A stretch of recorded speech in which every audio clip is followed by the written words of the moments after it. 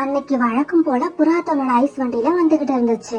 அந்த காட்டுல புறாவோட ஐஸ் வண்டினாலே நல்ல ஃபேமஸ். ஏன்னா புறாவோட ஐஸ்கிரீம் அவ்வளவு சுவையா இருக்கும். இதனால சின்ன பறவைங்க எல்லாம் புறா வண்டி எப்போ வரும்னு எதிர்பார்த்துக்கிட்டே இருப்பாங்க.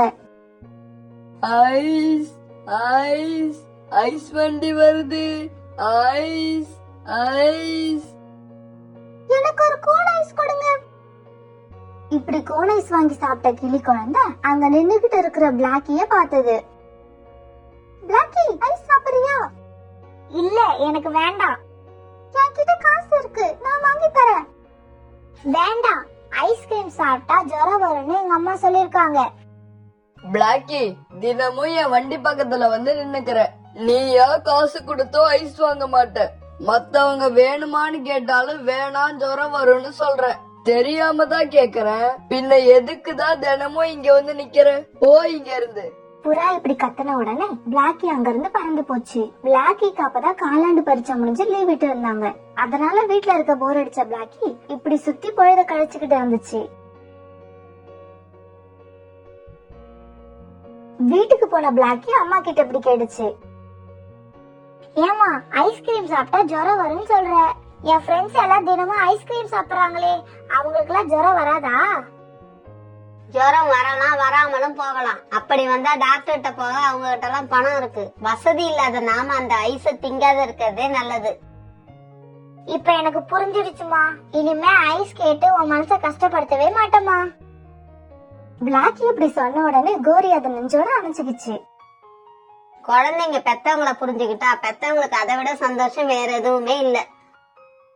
இப்படி இவங்க பேசிக்கிட்டு இருக்கும் போதே வாச கதவையால தட்டுற சத்தம் கேட்டது.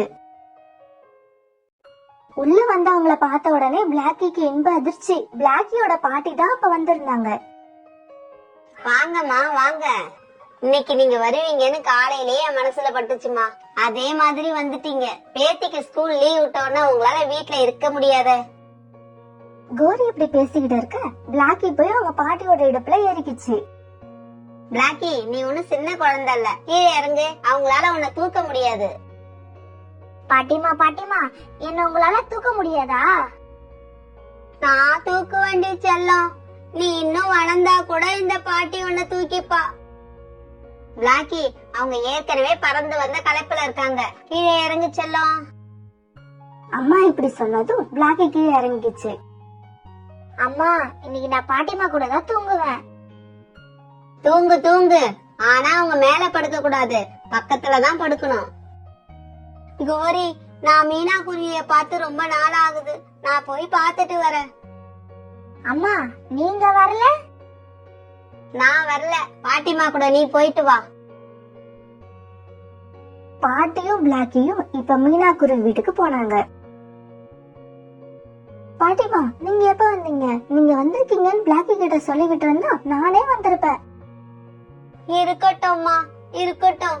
உங்க அக்கா சோனாவும் என் கூட வர்றதாதான் இருந்தா. கடைசி நேரத்துல ஏதோ வேலைன்னு வரல, அதனாலதான் நான் மட்டும் வந்தேன். அக்கா எப்படி இருக்கா? நல்லா இருக்காளா? நல்லா இருக்காம்மா, நல்லா இருக்கா. ஆமா, உன் பொண்ணு எங்க காணோம்? மின்மினிய கேக்குறீங்களா? அவ அவங்க பாட்டி வீட்டுக்கு போயிருக்கா. ஸ்கூல் திறக்கிறதுக்கு முதல் நாள் தான் வருவா. பாட்டிமா பாட்டிமா, நீங்க ஊருக்கு போறப்ப என்னையும் அழைச்சிட்டு போங்க பாட்டிமா. நான் அழைச்சுக்கிட்டு போக வேண்டி செல்லம். உங்க அம்மா அனுப்புவாளா? பாட்டிமா, நீங்க கேட்டீங்கன்னா என்ன கண்டிப்பா அனுப்புவாங்க. எனக்காக கேளுங்க பாட்டிமா, ப்ளீஸ் ப்ளீஸ். கேக்குறேன்டி, கண்டிப்பா கேக்குறேன். பாட்டிமா, கேக்குறேன்னு சொல்லிட்டு கேட்காமலே இருக்கீங்க. சீக்கிரம் கேளுங்க பாட்டிமா, ப்ளீஸ். பாட்டி மாட்ட என்னடி தொண பேசிக்கிட்டே இருக்க? எங்களை எங்கேயாவது பேச விடுறியா? கோரி, இவளையும் நான் ஊருக்கு அழைச்சுக்கிட்டு போறேன். ஒரு 4 நாள் என் கூட இருக்கட்டும், பிறகு கொண்டு வந்து விட்டுறேன். அம்மா, இவளுக்கு அடுத்த வாரம் ஸ்கூல் ஆரம்பிக்குது. அப்புறம் இவளுக்கு அசைன்மெண்ட் வேற நிறைய கொடுத்திருக்காங்க. அம்மா, நான் ஏற்கனவே எல்லா அசைன்மெண்ட்டையும் முடிச்சிட்டேன். சரி, ஆசைப்படுற, நான் அழைச்சுக்கிட்டு போறேன். ஸ்கூல் திறக்கிறதுக்கு முதல் நாளே கொண்டு வந்து விட்டுறேன். பிளாக்கி, சீக்கிரமா தூங்கு. காலையில சீக்கிரமா எந்திரிச்சு கிளம்பணும். பாட்டிமா இப்படி சொன்னதும் பிளாக்கிக்கு சந்தோஷம் தாங்கல. பாட்டிக்கு மொத்தமா கொடுத்தா. பாட்டிமானா பாட்டிமா தான். ஐ லவ் யூ பாட்டிமா. அன்னைக்கு ராத்திரி பிளாக்கி பாட்டிமா கூட படுத்து சந்தோஷமா தூங்கினா. மறுநாள் பொழுது விழுந்துச்சு. பிளாக்கி விடியற் காலையிலேயே பாட்டி கூட எழுந்துட்டா. எழுந்து பாட்டியம்மா வீட்டுக்கு போறதுக்கு பாட்டியம்மா கூடவே தயாராயிட்டா. உன் வீட்டுக்காரு மட்டும் இப்ப இருந்தாருன்னா என்ன கொண்டு போய் விட்டுட்டு தான் வருவாரு. ஆனா உடனே கிளம்பிடுவாரு. ஒரு நாள் தங்குங்கன்னா கூட தங்க மாட்டாரு. அப்படிப்பட்ட மனுஷன் இவ்வளவு சீக்கிரமா போயிட்டாரு பாத்தியா? பாட்டி இப்படி இறந்து போன கோரியோட கணவர் காலுவ பத்தி பேச கோரி அழுதுச்சு. அம்மா அழுதத பார்த்த பிளாக்கி, அம்மா அழாதீங்கம்மா ப்ளீஸ். நீங்க அழுதீங்கன்னா நான் எங்கேயும் போக மாட்டேன், இங்கே இருந்துருவேன். இல்ல, நான் அழமாட்டேன் டீச்சர்லாம். நீங்க பாட்டிமா கூட சந்தோஷமா போயிட்டு வாங்க. ஆனா பாட்டிமாட்ட அது வேணும் இது வேணும்னு கேட்டு தொந்தரவு பண்ண கூடாது. இப்ப பாட்டியம்மா கூட பிளாக்கி சந்தோஷமா பறக்க ஆரம்பிச்சா. இப்படி பறந்த இவங்க கொஞ்ச நேரம் போன உடனே புறாவோட ஐஸ் வண்டி கிட்ட போனாங்க. பிளாக்கி, உனக்கு என்ன ஐஸ் வேணுமோ வாங்கிக்கோ. இல்ல பாட்டி, எனக்கு வேண்டாம், அம்மா திட்டுவாங்க. பிளாக்கிக்கு ஐஸ் சாப்பிட ஆசைதான், இருந்தாலும் அம்மாவை நினைச்சா பயமா இருந்தது. அம்மா கிட்ட நான் சொல்லிக்கிறேன்டி. ஐஸ்காரரே, என் பேத்திக்கு ஒரு ஐஸ்கிரீம் கொடுங்க. இப்ப ஐஸ்காரர் ஐஸ்கிரீம் கொடுக்க பிளாக்கி ரொம்ப மகிழ்ச்சியா சாப்பிடுது. சாப்பிட்டாச்சா? இப்ப நாம கிளம்பலாமா? கிளம்பலாம் பாட்டிமா. இன்னும் எவ்வளவு தூரம் இருக்கு? அதோ அந்த நதி தெரியுதுல்ல, அதை தாண்டி போனா நம்ம வீடு வந்துரும். மறுபடியும் பாட்டியும் பேத்தியும் பறக்க ஆரம்பிச்சாங்க. இப்படி பறந்து போன இவங்க வேகமா பறந்ததால இருட்டுறதுக்கு முன்னாடியே வீடு போய் சேர்ந்தாங்க. இவங்க வீட்டுக்கு போய் சேர்ந்த உடனே சோனா இவங்களுக்கு ராத்திரி சாப்பாடு எடுத்துக்கிட்டு வந்துச்சு. உனக்கு ஏமா வீண் சிரமம்? நாங்க இருக்கிறத சாப்பிட்டுட்டு படுத்திருப்போம். இருக்கட்டும் பாட்டிமா. பிளாக்கி, என்ன ஞாபகம் இருக்கா உனக்கு? இதுதான் சோனா ஆண்டி, உங்க வீட்டு பக்கத்துல இருக்கிற மீனா ஆண்டியோட அக்கா. சின்ன வயசுல பார்த்தது இல்லையா, மறந்து போயிருக்கும்.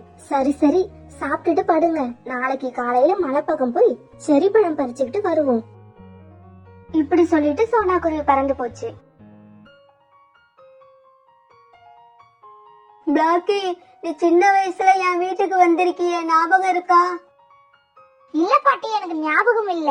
ஆனா என் ஃப்ரெண்டு மோனல் கூட விளையாடுறது மட்டும் ஞாபகம் இருக்கு. அவ வீடு கொஞ்சம் தூரத்துலதான் இருக்கு.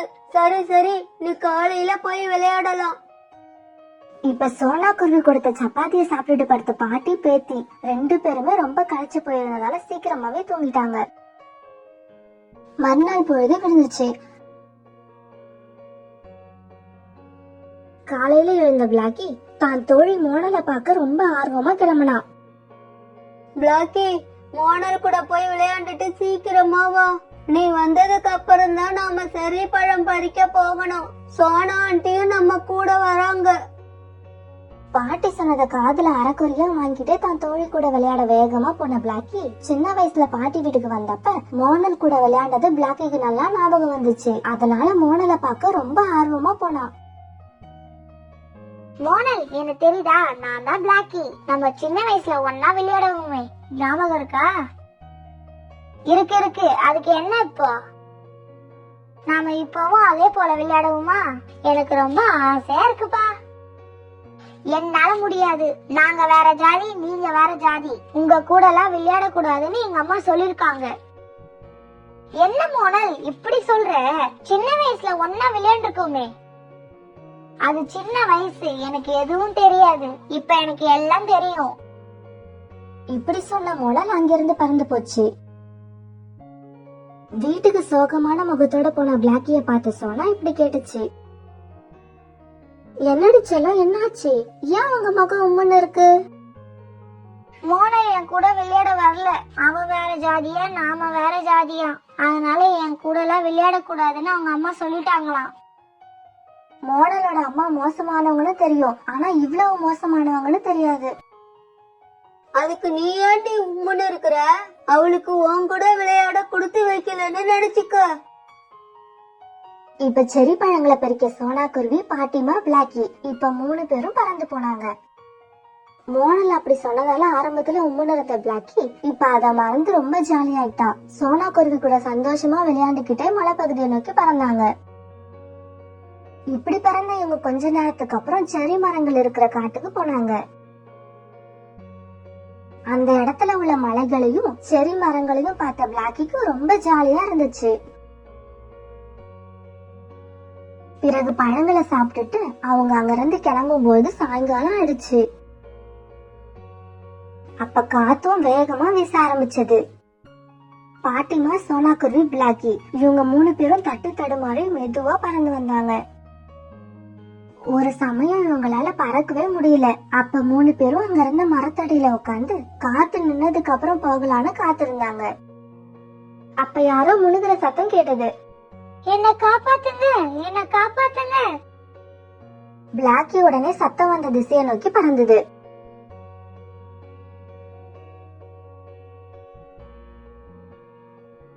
அங்க மோனல் குருவி ஒரு புதர் காட்டுல மாட்டிக்கிட்டு உதவி கேட்டு கத்திக்கிட்டு இருந்துச்சு. என்ன காப்பாத்துங்க, என்ன காப்பாத்துங்க. பிளாக்கி உடனே பாட்டியையும் சோனா ஆண்டியையும் கூப்பிட அவங்களும் அங்க பறந்து போனாங்க. பாட்டிமா உடனே மோனல புதர்ல இருந்து வெளியில எடுக்க புதர்கிட்ட போனாங்க. இப்படி போனவங்கள சோனா குருவி தடுத்து நிறுத்துச்சு. பாட்டிமா, ஒரு நிமிஷம் நில்லுங்க. என்ன மோனல், புதர் காட்டுல மாட்டிக்கிட்டியா? ஆமா ஆண்டி, காத்து அதிகமா வீசுச்சா, அதனால நிலத்தடு மாதிரி இதுல விழுந்துட்டேன். சீக்கிரம் தூக்கி விடுங்க ஆண்டி, எனக்கு ரொம்ப வலிக்குது. இன்னும் கொஞ்ச நேரம் பொறுத்துக்க, உன் ஜாதிக்காரங்க யாராவது வந்தா உன்னை தூக்கி விட சொல்றேன். ஐயோ ஆண்டி ப்ளீஸ், எனக்கு ரொம்ப வலிக்குது. எனக்கு இப்ப வலிதான் தெரியுது, ஜாதி தெரியல. தயவு செய்து என்ன தூக்கி விடுங்க. மோனல் இப்படி சொன்னதுக்கு அப்புறம் சோனா குருவி மோனலை தூக்கி விடுச்சு. இப்படி புதர் காட்டுல இருந்து தப்பிச்ச மோனல் நன்றி சொல்லலான்னு பாக்குறப்ப அங்க யாருமே இல்ல. 3 பேரும் பறந்து போயிட்டாங்க. காலையில பிளாக்கி கிட்ட தான் நடந்துகிட்ட விதத்தை நினைக்கும் பொழுது மோனலுக்கே வெட்கமா இருந்தது. மறுநாள் காலையில சோனா குருவி, பாட்டிமா, பிளாக்கி இவங்க எல்லாம் சந்தோஷமா பேசிக்கிட்டு இருக்கப்ப அங்க மோனலும் அவங்க அம்மாவும் வந்தாங்க. தயவு செய்து எல்லாரும் என்ன மன்னிச்சிடுங்க. பிளாக்கி, நீயும் கோமலை மன்னிச்சிடு.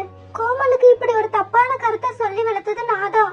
அது எவ்வளவு பெரிய தப்புன்னு இப்ப எனக்கு புரிஞ்சிருச்சு. இனிமே ஜாதியை பத்தி நினைக்கவும் மாட்டேன், பேசவும் மாட்டேன். மோனலோட அம்மா இப்படி சொன்ன பிறகு பாட்டிமாவும் சோனாவும் சம்மதம் சொல்லவே பிளாக்கியும் மோனலும் சந்தோஷமா விளையாண்டாங்க.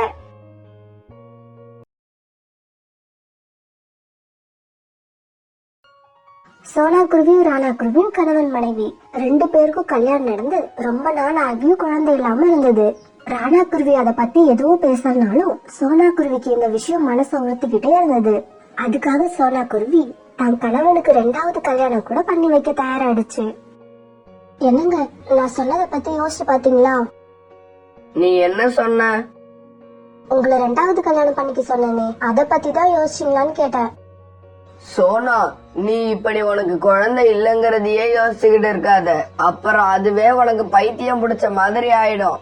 வேற வேலை இருந்தா பாரு. ராணா ப்ளீஸ், எனக்கு பைத்தியம் பிடிக்காம இருக்கவாவது நீங்க இன்னொரு கல்யாணம் பண்ணிக்கீங்க.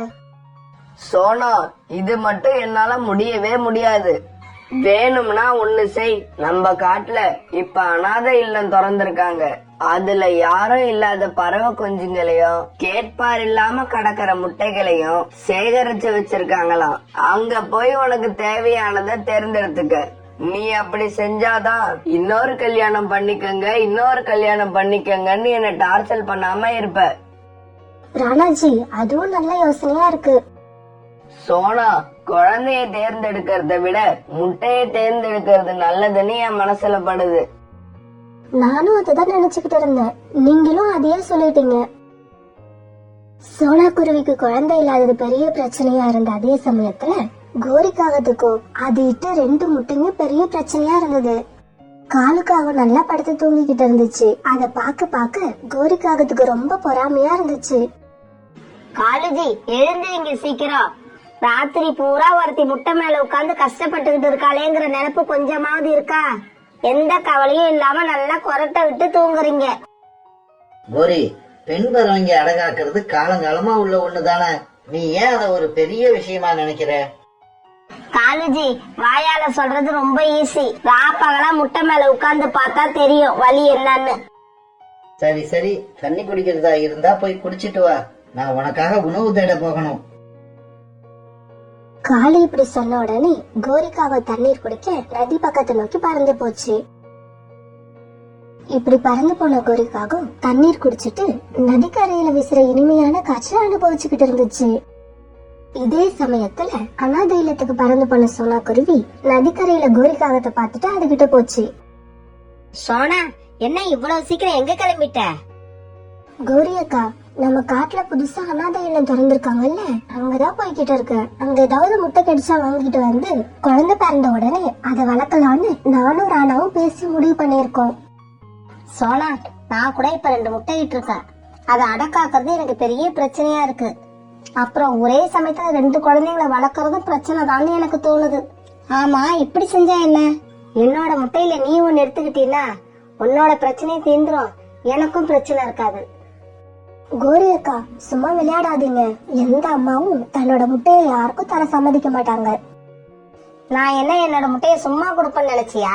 நான் என்னோட 2 முட்டையில ஒன்ன விற்க போறேன். என்னால 2 குழந்தைங்கள ஒரே சமயத்துல வளர்க்க முடியாது.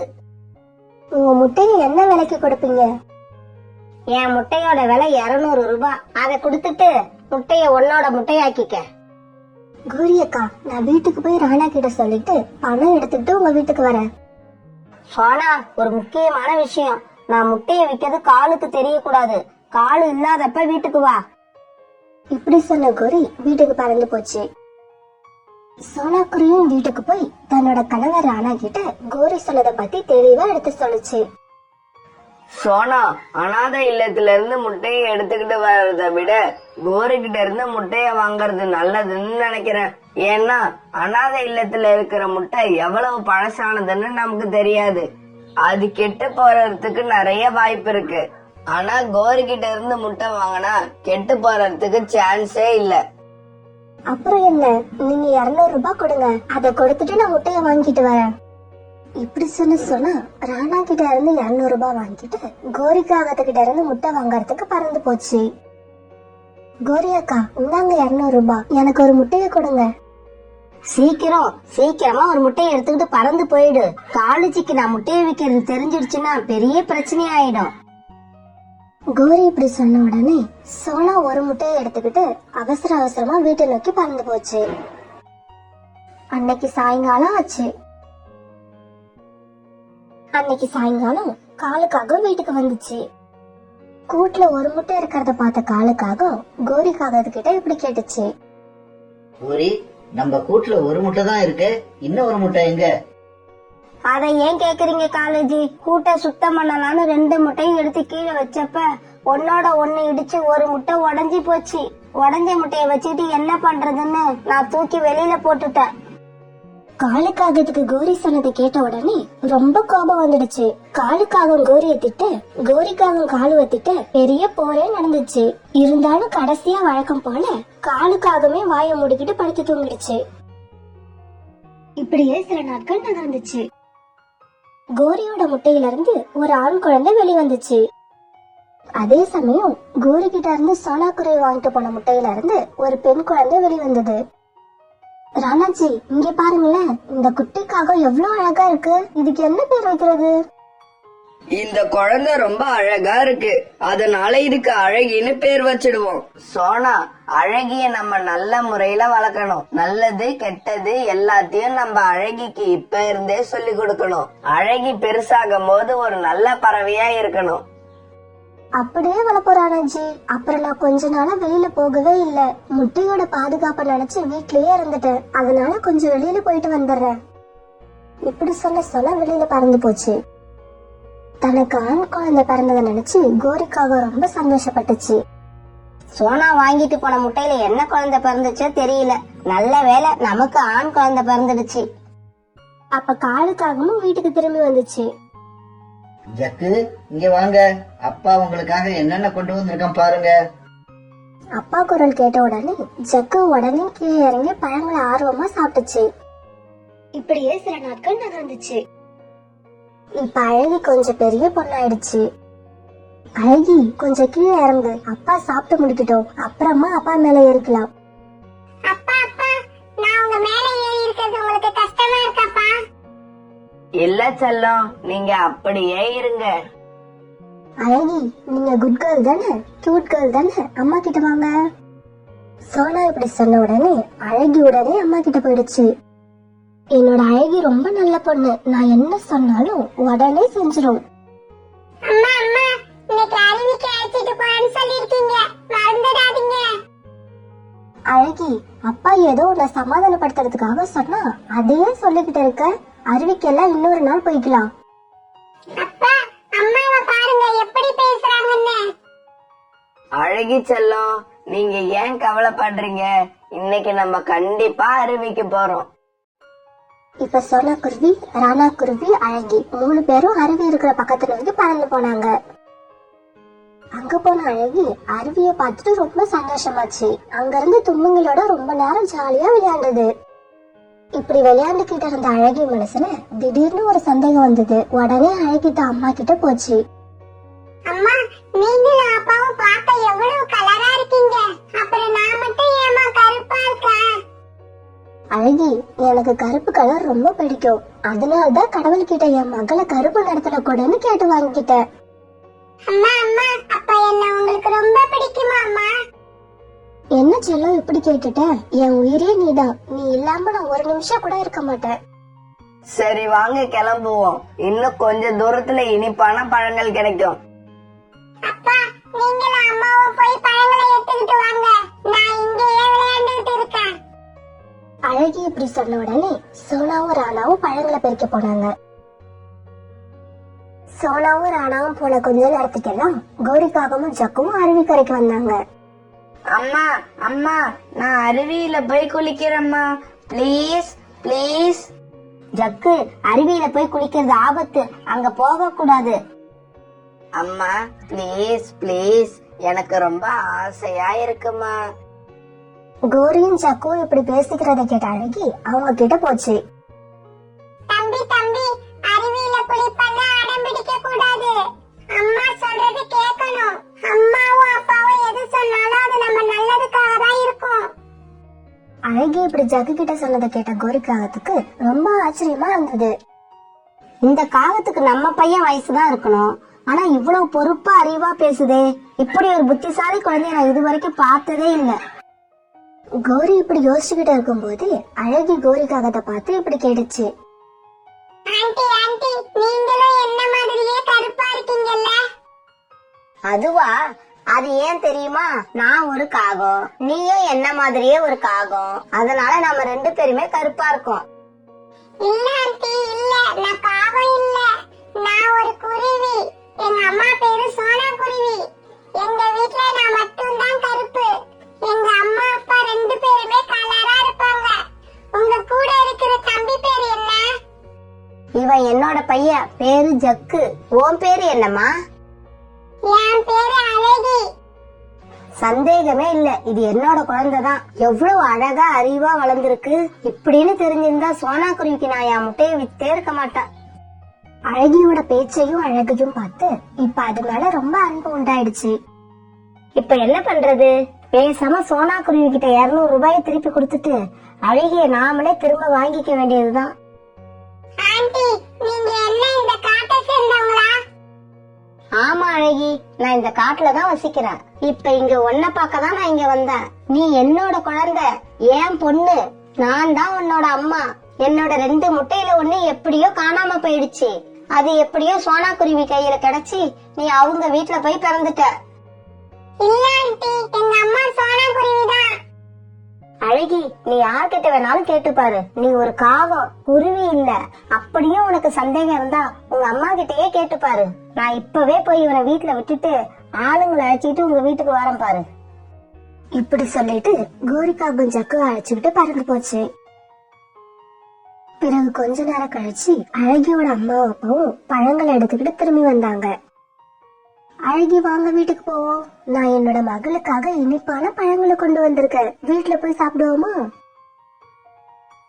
வீட்டுக்கு போன அழகி சோனா குருவிய பார்த்து இப்படி கேட்டுச்சு. அம்மா, அருவிக்கரையில ஒரு காகம் ஆண்டிய பார்த்தேன்.